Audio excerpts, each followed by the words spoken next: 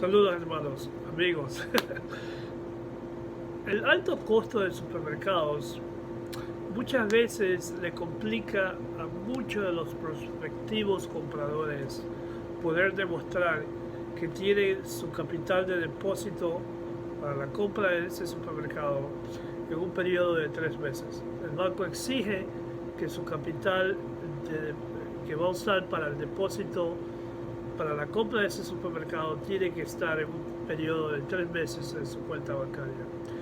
Y muchos de ustedes, por A o X razón, no tienen ese capital en la cuenta bancaria por un periodo de 3 meses.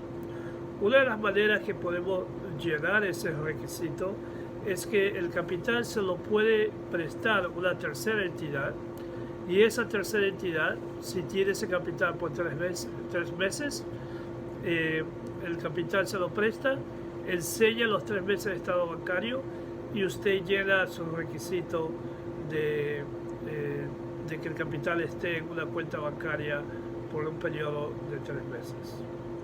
Ahora, ¿qué significa eso para usted?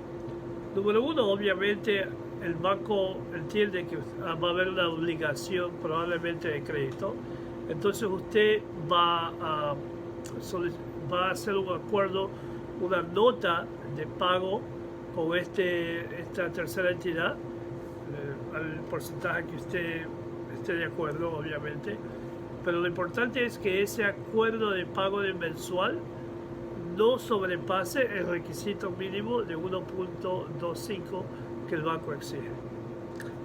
Gracias, y por favor, si necesitan préstamo, hay más información y aquí estamos a sus órdenes. Gracias.